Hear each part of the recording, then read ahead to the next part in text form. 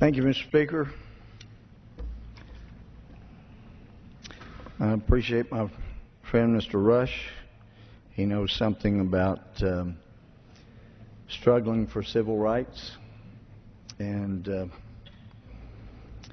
he's done a great deal for civil rights. I respect that very much. As a Christian, it's okay to talk about our religious beliefs as long as we don't ram it down somebody else's throat trying to force them to believe as we do. But First Amendment allows our right to discuss that. I'm very grateful for Abraham Lincoln, and as I was just talking with some constituents down in Statuary Hall about John Quincy Adams believing he was called to try to end slavery in the United States after he was defeated in 1828 for a second term. So he did the unthinkable. After being president, he ran for the House of Representatives. And some thought it was extremely strange. And as I told my constituents, my friends,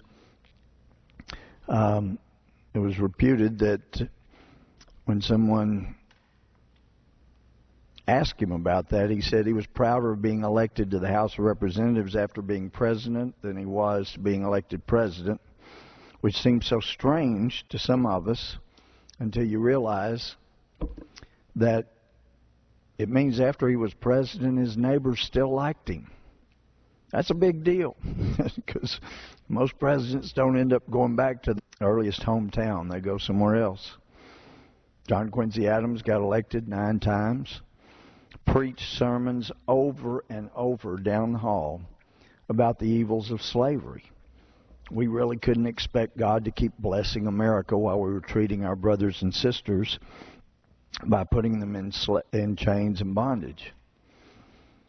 17 years he fought that fight, believing he was called to bring an end to slavery. His last year there, it was a young, tall man from Illinois who had been elected to Congress one time. Most people don't know that he was ever elected to anything but president, but Abraham Lincoln was elected. John Quincy Adams liked him, took him under his wing. And it was reported that after Lincoln was defeated after just 2 short years, went back, practiced some law, made some money working, doing some legal work for the railroads and other things. After the Compromise of 1850, he knew he couldn't allow this slavery. It's even more states coming in with slavery. He got back involved and fought the battle. Didn't get elected to the Senate. 1860 got elected president.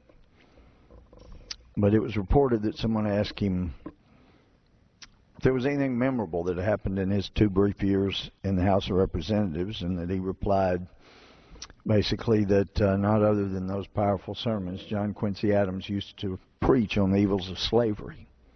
He knew it was wrong, but it just etched it on his soul. He had to do something. John Quincy Adams died in 1848, not achieving what he had originally thought he was called to do in slavery. But a man believed in God, who read the Bible constantly, whose second inaugural address is etched in marble on the north inside wall of the Lincoln Memorial. It's one of the greatest theological dissertations on how, if there's a just God, there could be something as horrible as a civil war, brothers killing brothers. As he said, they all read from the same Bible, pray to the same God. The prayers of both could not be answered. The prayers of neither were fully answered. But as Lincoln came to realize, if it is that God chooses to have every drop of blood that was drawn by the master's lash be equaled with blood from a sword, then, as he said, we still must conclude what was concluded 3,000 years ago, and then in quotes from the Old Testament, the judgment of the Lord are just and righteous altogether. Powerful theology of a very difficult subject. But those beliefs drove him to give his life for others. Downstairs, we just saw the statue of Father Damien, a Catholic priest in the Hawaiian Islands that knew going to the island where the lepers were, where they had no basic life, that eventually he would get leprosy and he would die from it. But he knew he had a calling, that God called him to minister to those lepers so they could have a life, they could have a place to worship, a priest to come to for ministering and consolation, direction. So it is entirely appropriate that despite the existence of the ACLU wanting to tear down so much of what the founders did and the great things that are emblazoned in the soul of this country, the statue, the plaque starts with John 15:13. Greater love hath no one than this, that a man lay down his life for his friends. Basically, Abraham Lincoln did that. But there was not full equality in this country. That was clear. Bobby Rush can talk about that authoritatively. I really can't. He can talk about it authoritatively. And along came an ordained Christian minister named Martin Luther King Jr. He believed it was his calling, God's calling on his life, to bring about real equality in America. As he said, he had a dream that one day people would be judged by the content of their character, not the color of their skin. He had a dream. I'm so grateful for that heritage, that God moved in the hearts and minds of great men like that. Some would say Martin Luther King, Dr. Martin Luther King Jr., gave his life to help African Americans, black men and women in America, to have equality. But it goes much deeper than that. For those of us who are Christians, he created an environment where white Christians could finally really be Christian and treat brothers and sisters. That's a big deal.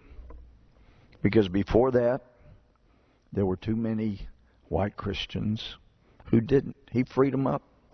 Now you can treat your brothers and sisters as true brothers and sisters, where the color of skin doesn't matter.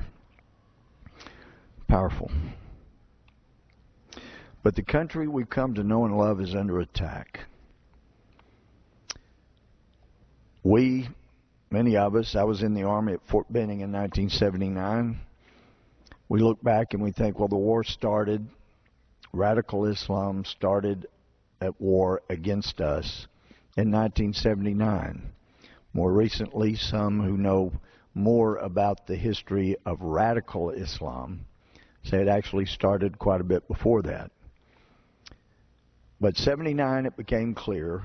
President Carter, well-intending, meaning well, hailed the Ayatollah Khomeini as a man of peace,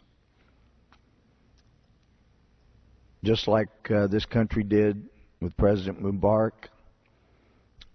We would not assist and, in fact, encouraged rebels, and the leader of a country with whom we had